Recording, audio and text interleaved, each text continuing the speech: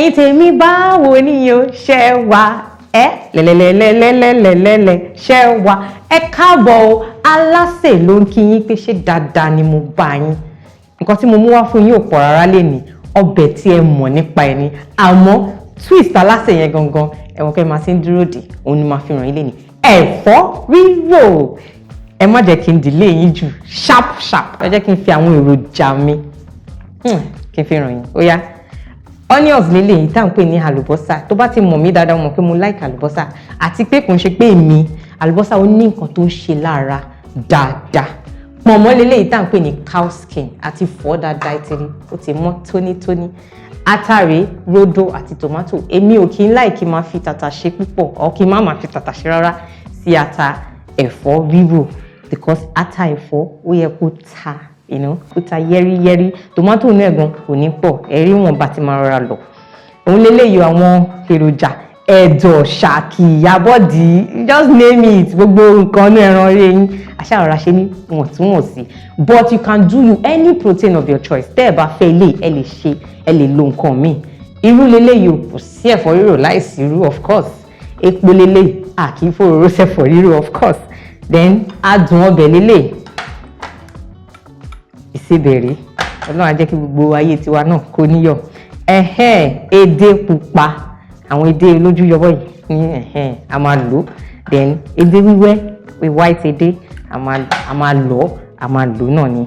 Eléyìí àgbódò là ń pè, ẹja àgbódò ṣẹ́rí, àti ẹja kíkà àti fọ̀ ilé náà àti ìyá.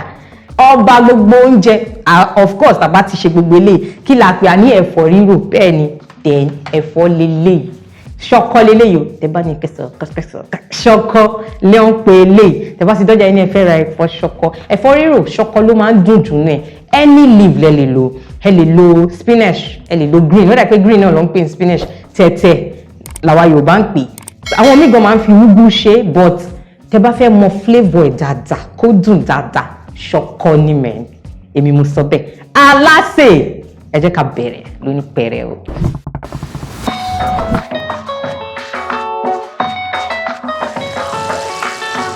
A ti wẹ́ ata wa, mo ṣá ni o, kò kúnná, ẹ ti rí ojú ẹ̀ lélẹ̀, bóyá máa rí lélẹ̀.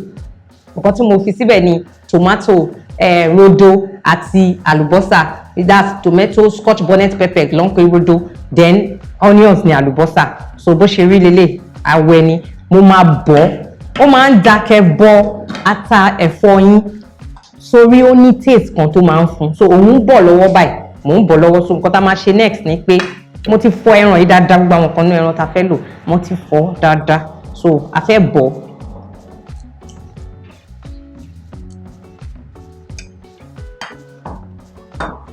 Ẹ̀dọ̀ wa náà dẹ̀rẹ̀ á ti pàbọ̀ ilẹ̀ torí ìdọ̀tí. Ẹ mọ̀ pé ẹ̀dọ̀ máa ń ní ìdọ̀tí kan torí a máa nídìí omi ẹran yìí. Tẹ́ bá mọ̀ pé ẹ fẹ́ lo omi ẹran, ẹ má bọ àwọn intestine tó máa ń ṣe ìdọ̀tí, ẹ má bọ̀ mọ́ra wọn. So ẹ má bọ̀ wọn lọ́tọ̀ ni. So báyìí mo ti bọ̀ lọ́tọ̀, it's as good as mo ti ṣe. So mo lè filẹ̀ kí n má bọ̀ mọ́, bọ̀ èmi máa ń like torí gbogbo ẹ̀ mo fẹ́ ẹ mọ̀, wọ́n máa ń marry ara wọn. Ṣé tí gbogbo ẹ bá infuse together, ó máa ń ní bàbá taste tó máa mú wá. So òun lélẹ̀. Kí la dẹ̀ fi ń bọ ẹran? Nǹkan ṣínkínní ni. Onions, I love onions. Kínkínní. Garlic and ginger, just for flavour. Wọ́n bá ní gbogbo nǹkan tí máa ń sọ fún yín, ìwọ̀ntúnwọ̀nsì ni gbogbo ẹ̀. Òun ni ṣínkín. But mo máa ń sọ fún yín, tẹ́ bá ń tẹ̀lé mi dáadáa, ẹ máa mọ̀ pé mo máa ń kọ́kọ́ sọ pé ká kọ́kọ́ máa lọ seasoning. Torí seasoning máa ń mú, òun náà máa ń níyọ̀ fún ara ẹ̀, ṣó ti yé yín. Màá wá rọra fi iyọ̀ síbẹ̀ díẹ̀, màá rọra fi bọ̀ díẹ̀. Ṣẹ́rí, òjé gbogbo kìíní ni pé tẹ́ bá mọ̀ pé ẹ fẹ́ lo omi ẹran yín, ẹ season ẹ̀ dáadáa. Kó omi ẹran yín bá ti dùn, oúnjẹ tẹ́ fẹ́ fi ṣe ó máa come out very tasty. Ṣó ti yé yín bẹ́ẹ̀ yẹn. So nǹkan tí a máa ṣe lélẹ̀, máa wá da pọ̀nmọ́ mi náà sí, since ẹ fẹ́ gbogbo ẹ̀ náà kó máa wọnú ẹ̀ kí gbogbo ẹ̀ kó mọ́rí ara wọn, kó infuse omi yẹn ṣá á taste. Ẹ dẹ̀ mọ̀ pé pọ̀nmọ́ tẹ́ ẹ bá season pọ̀nmọ́ abẹ́ ṣe kinní kò ní òun náà. Akọ̀láìka máa jẹ́ ni, kò ṣe ẹran lè, kò ṣe ara kankan lórí, but ó máa ń fine ẹ̀kẹ́kẹ́ tó bá mú ta. So báyìí mo máa cover ẹ̀, mo ti season ẹ̀ rẹ̀, mi ò tètè bu omi sí ẹran torí ẹran náà ní omi tiẹ̀, jẹ́ kó sun omi ẹ̀ jáde díẹ̀ kẹ́ tó add sí nígbà yẹn ó máa jẹ́ kí gbogbo ẹ̀ náà kó zẹ̀ǹgẹ̀mẹ̀ǹgẹ̀ ọ̀rọ̀ wa nìyẹn.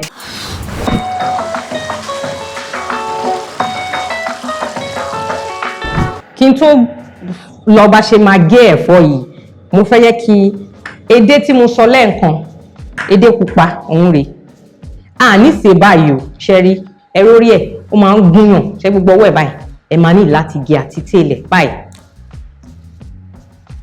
Ṣé wá rí edé ìgan, èmi ò ń dànù kínní, ẹ máa máa kúná lẹ́búlẹ́bú, edé náà ni ẹ lè dà sí mọ́mọ́ yín. Mo ti já yín sí yẹn o, so ẹ má wò bí gbogbo waste ni kò waste o, no wastage in my kitchen.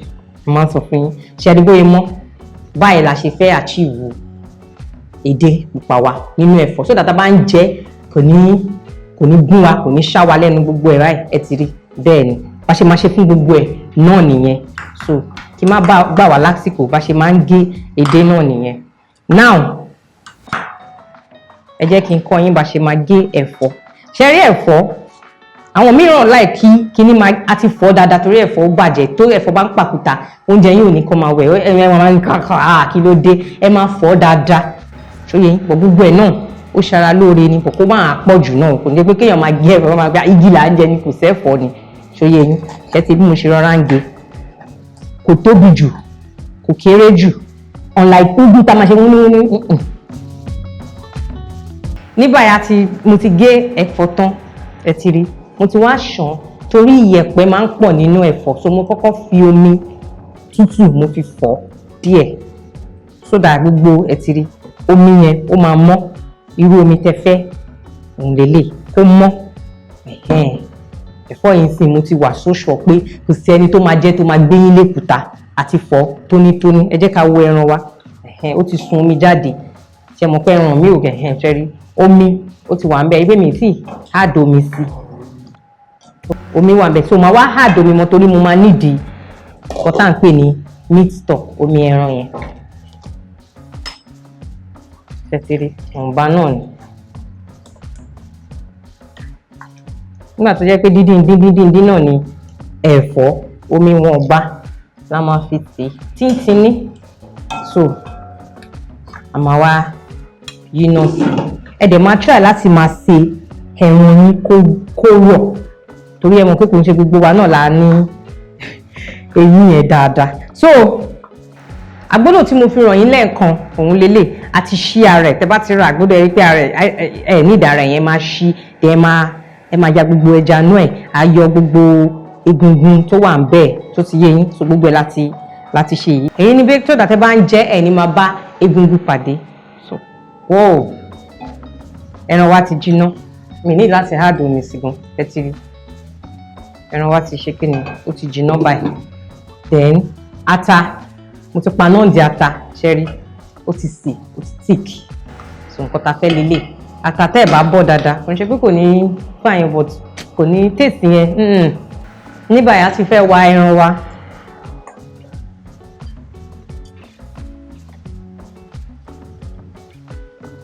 So a ti wẹ ẹran wa báyìí, ẹ̀fọ́ rírò process yá.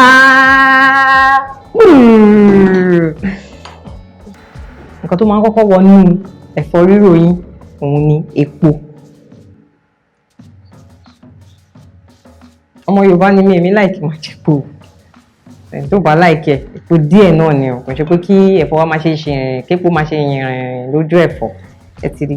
Gbogbo nǹkan tí ẹ bá fẹ́ fi sẹ́fọ̀, ìyẹn epo, irú, gbogbo yẹn, quantity ẹ̀fọ́ tẹ bá rà ló máa determine, ṣóyé yín. Ó lè kúrò pé àmì ń jẹ epo púpọ̀ àbí nǹkan, quantity ẹ̀fọ́ tẹ bá ṣàrà òun ló máa determine. Ẹ̀dẹ̀ mọ̀ pé ẹ̀fọ́ máa ń rá, so ìyẹn lásán ẹ máa. Ní báyìí a ṣe epo gbígbá pé ó máa gbá gan,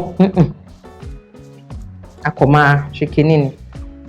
Àlùbọ́sà wa lélẹ̀, ó má tètè kó sí torí mo fẹ́ kó tètè tún orú ẹ̀ sí, torí tó bá lọ gbá tó bá là sí a máa fẹ́ máa, so ẹ tètè kó sí so that a lè tún orú ẹ̀ sí, a máa stir. Ṣó ti yé yín? Oúnjẹ wo ló ti fún yín ní lẹ́tí ṣe èyí tó embarrass yín tẹ́lẹ̀ mọ́ pé gbogbo effort tẹ́ fi sí ẹ máa wò pé effort wasted. Oúnjẹ wo ẹ fi sí under comment section. Ẹ jọ̀ọ́ ẹ máa bá mi share fídíò mi o.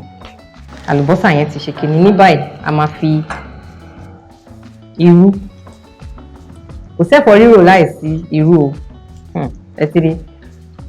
Be generous enough láti add plentiful locust beans. Irú roro ni o, pẹ̀tẹ́ wà, roro dẹ̀ wà. Àmọ́ àwọn míì tó bá ń like site rárá pé àwọn ò fẹ́ kí àwọn rí irú rárá kíní kan, ẹ lè ṣe pẹ̀tẹ́. So ẹja kíká wa ta ti ṣàn, òun la fẹ́ dà sí. Reason ni pé ẹja kíká náà ní flavour tiẹ̀. Oh wow. So a ti tún oró sí dáadáa. Bó ṣe ń dín lọ yìí, a ti tún oró sí dáadáa. Ṣó yé yín? So gbogbo flavour yẹn wọ́n máa marry ara wọn. À ń fi curry àti thyme sẹ́fọ̀. It's a no-no. Àwọn bàbá àwọn ìyá wa ń gbà yẹn wọ́n ń ṣe bẹ́ẹ̀. Efo riro is a very simple delicacy. So kò dẹ̀ ń ṣe nǹkan téèyàn máa lọ kó máa filẹ̀ lọ tó jọ èyí tí mo ṣe ń stay ẹ̀ bẹ́ẹ̀ yẹn nísìnyí máa da edé pupa mi máa dà sí. Gbogbo ẹ̀ náà ní nǹkan tí wọ́n ń ṣe. Ó máa ń da kí gbogbo ẹ̀ kó ti tún ró sí inú epo dáadáa so that ẹ̀fọ́ bá máa jókòó gbogbo á lè sẹ̀ǹgẹ̀mẹ̀ǹgẹ̀. Yóò ti yé yín, á lè sẹ̀ǹgẹ̀mẹ̀ǹgẹ̀ dáadáa. Tí ẹ bí bá ṣe ń ṣe yẹn, òun náà ni. Mi tí ní da àgbódò yẹn sí torí mi fẹ́ kó parẹ́ púpọ̀ nínú ọbẹ̀. Òun tó bá ti ṣiṣẹ́ mọ́ pẹ́ já ni ọmọ máa kán pínpín ni. So mi tí ní fẹ́ kí ó parẹ́ mọ́ inú ọbẹ̀. Ní báyìí nǹkan tó máa wọlé next ni ata ti bọ̀ yẹn tí ó yé yín tó ti tíìkì yẹn ẹ wá dà á sí. Díẹ̀ náà ni torí ata rodo yẹn pọ̀ ń bẹ̀ o. Ẹ̀ǹtẹ̀ bá dẹ̀ ń jata gan ẹ ti rí. Ẹ̀ǹtẹ̀ bá dẹ̀ ń jata all well and good, add more if you want. Ẹ ti gbọ́? Ṣàrà ṣàrà. Ẹ̀fọ́ rírò kí lẹ́yìn láìkẹ́ máa fi jẹ? Kò sí nǹkan tó lè fi funny enough nípa oúnjẹ kò sí nǹkan tó lè fi jẹ. Ṣẹ́rú mi ẹran yẹn tí mo sieve yẹn òun lélẹ̀. Mo yẹ sọ kò ń ṣe omi púpọ̀ ni màá fi sè.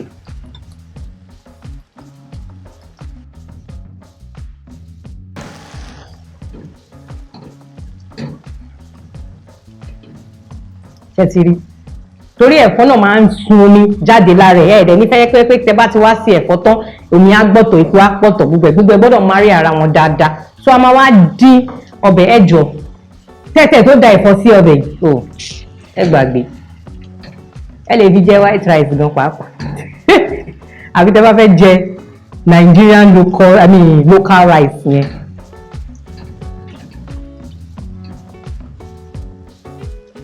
So ẹ máa jẹ́ kí lè kó dín díẹ̀ ṣó ti yẹ yín tó bá dín díẹ̀ màá wá sọ ọkọ tá máa kó sí ẹ jẹ́ ká fún ní bóyá bíi 2 minutes bóyá a minute 2 ṣá. Reason ni kí gbogbo ẹ̀ kó ṣe kíni ẹ rí pé mi ò tí ì fi iyọ̀ sí yálà mi rẹ̀ tí ì fi adùn ọbẹ̀ sí.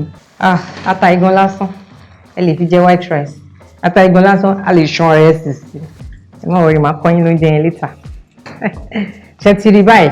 So now kọ́ta fẹ́ dà sí òun ni èdè white mo fi hàn yín lílọ̀ mo ti grind ẹ̀ òun lélẹ̀ ẹ dà sí. Ṣẹ́rí àtẹ̀dé àtẹ̀já kíká tàtífísì àti gbogbo kọta irú wọ́n ní adùn tiwọn lọ́tọ̀.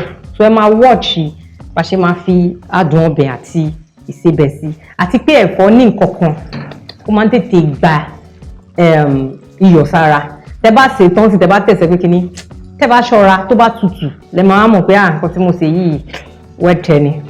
Kò yé yín torí kò yẹ kí tó bá sílẹ̀ dáadáa gbogbo àwọn kíní yẹn ṣe máa hàn nínú ẹ̀ máa wá da àwọn protein wá sí. Ìwọ tó bá jẹ́ pé ẹja ló fẹ́ lò tó bá jẹ́ kíní kò sí nǹkan tí ẹ lè fi ṣe tẹ́ lè fi jẹ o. Àmọ́ ẹ mọ̀ pé ẹ̀fọ́ ni ẹ jẹ́ ká rẹ́fọ̀ kí gbogbo ẹ̀ náà má lọ pọ̀ ju ẹ̀fọ́ lọ. gbogbo kìíní náà tó wà nínú ọbẹ̀ yìí ló ní ń ṣara lóore. Omi ẹran ìkan yẹn màá tún fi díẹ̀ sí. Tẹ́ ẹ̀ bá lómi ẹran mọ́ ẹ lè rọra fi omi sí. Kòkè má nítorí omi ẹran mi ló ṣe dùn màá fomi sí. Ṣe rí omi lásán lélẹ̀ báyìí. Kókò fi lọ dín kẹran yẹn bá tún lè fi ṣọkùtù wọ̀wọ̀ nínú ẹ̀ dáadáa ni.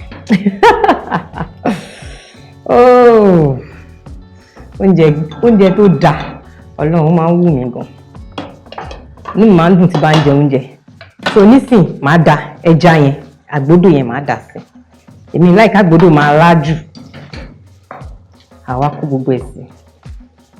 Isn't this beautiful? Ẹ kó sí. Wọ́n gbọ́ ẹ̀fẹ́ ẹlẹ́mìí. Ṣé ẹlẹ́mìí méje ló common? Ilé ẹlẹ́mìí 20. Ẹ bá ń gbé ẹ̀fọ́ báyìí máa jẹ ni. Torí ẹ̀fọ́ tèmi ṣe yìí sìn. Ẹ lè má ní domi ọbẹ̀ rárá. Ẹ kàn fi jẹ swallow bẹ́ẹ̀ yẹn ni. So bẹ́ẹ̀ bá ṣe ń gbé panla lẹ máa gbé gbogbo ẹ̀ báyìí. Màá wá kọ́ bẹ́ẹ̀ sí. Ẹ jẹ́ ń bu omi tíntín ní sí. So that màá mọ̀ pé ẹ máa measure omi yìí o.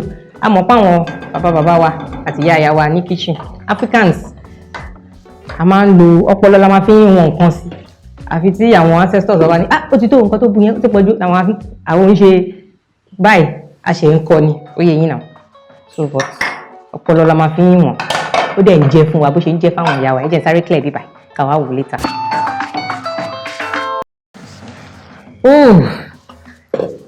Sọkùtù ọ̀wọ̀ sọkù ọmọ. Bọ̀ ìwọ tó bá mọ̀ pé bóyá ọbẹ̀ wà tó fẹ́ fi jẹ́ òfẹ́ ẹ lè reduce gbogbo protein tó wà nù ẹ̀bọ̀ bẹ́ẹ̀ mi ṣe láìsí máa jẹ̀fọ́ lè so that ẹ bá bù sórí rice ẹ̀yìn ní wàhálà tẹ bá jẹ́ pẹ̀lú sẹ̀mó ni o iyán ni o. This is the African way of preparing our Efo Riro.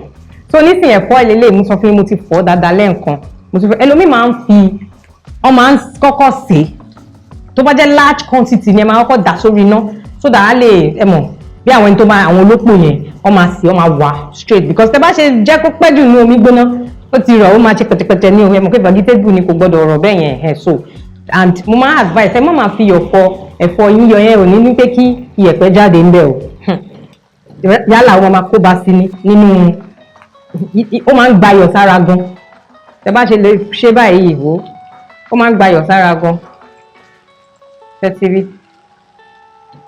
So nísìnyí tí ní ìrò reason ni pé mo fẹ́ jẹ́ kí òun náà rọ̀ díẹ̀ á lè ṣe é yí tí bá bẹ̀rẹ̀ sí ní ìrò ní gbogbo bíbá máa túká àmì ó máa dẹ̀tí pẹ̀lú ẹ̀fọ́ a máa waste ẹ̀fọ́ kí wá ní kókó pa fẹ́sẹ̀ ẹ̀fọ́ so ẹ jẹ́ kó rọra ìtọ̀ díẹ̀ a máa lò iná kò ń ṣe iná rẹpẹtẹ torí ta bẹ́yẹn náà kó má bàa máa jóná so ó máa kọ steam ẹ rí báyìí so that a ṣe yí pọ̀ dáadáa àti gbogbo ẹ̀ náà àti máa rí ara wọn. Alase ni mí.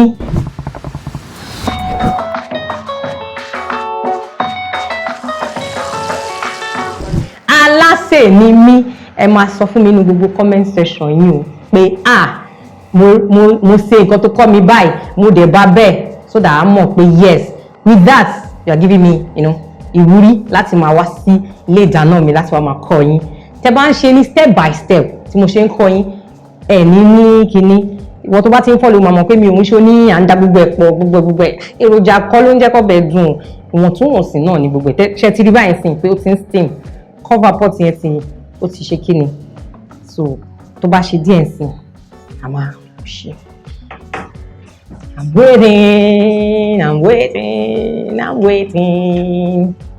Wúràlá ẹ̀fọ́ wa gbọ́dọ̀ rọ̀ jù ṣe ti rí bí tẹ́fọ̀ rí sí nìyẹn ó ẹ ti rí so a máa wá máa ṣe báyìí a máa stir rí pé ó rọ̀ so mo lè rí yí wọn like ìgbà tí ó sì dry yẹn tí bá ń sáré yí gbogbo bíbáyìí gbogbo orí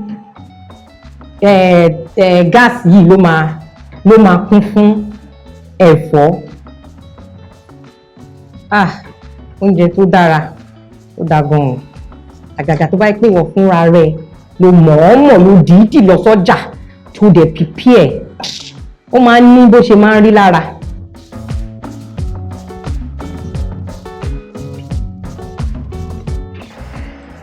a máa jẹ́ kó cover díẹ̀. Reason ni pé a fẹ́ jẹ́ kí tẹ́ bá ń taste ẹ̀fọ́ kò ń ṣe omi ẹ̀ lẹ máa gbé because ẹ̀fọ́ lẹ fẹ́ jẹ omi ẹ̀ náà ó wà ńbẹ̀ but ẹ̀fọ́ gangan ni ẹ máa taste ewé yẹn.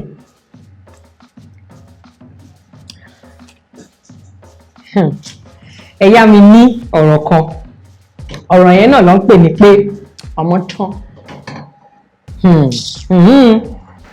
So àti rò ẹ̀fọ́ ò gbọ́dọ̀ pẹ́ jù lórí iná ṣó ti yé yín ìwọ̀nba ni but èmi o mo fẹ́ hàdí kínkínní ẹ ti rí pé mi ló tán ẹ wo nǹkan tí mo lò ṣe ti rí kínkínní ẹ̀fọ́ tó bá yá tó bá tutù ó máa fa gbogbo iyọ̀ ẹja kíká gbogbo ẹ̀ ó ṣe máa fà mọ́ra ni so wọ́n bá ní gbogbo ẹ̀. Ní báyìí kí ni ìrẹ́ fẹ́ fi kó oúnjẹ ìmí? So it's safe to say that our Efo Riro is done and dusted. Ó ti wà fully cooked, well prepared, well garnished. Aroma ti gbà ẹ jẹ́ kí n serve. Now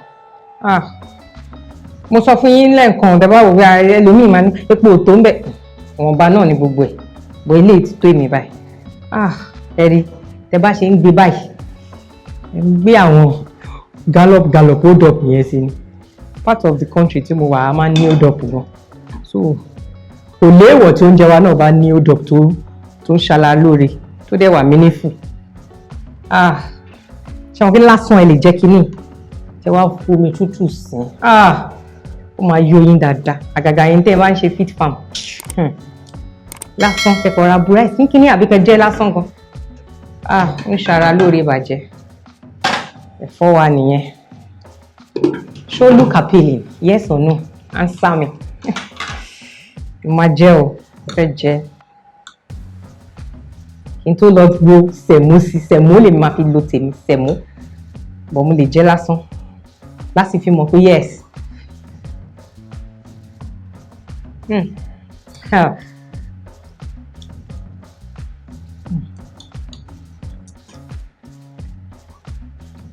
Ẹ̀fọ́ yìí 100% débẹ̀ ni. Ẹ ṣé tẹ́ darapọ̀ mọ́ mi lénìí ẹ máa bá mi share fídíò mi ṣó ti yé yín ẹ ṣé o ó dàbọ̀ ẹ gbé mi lè sọ̀rọ̀ dáadáa ó dàbọ̀.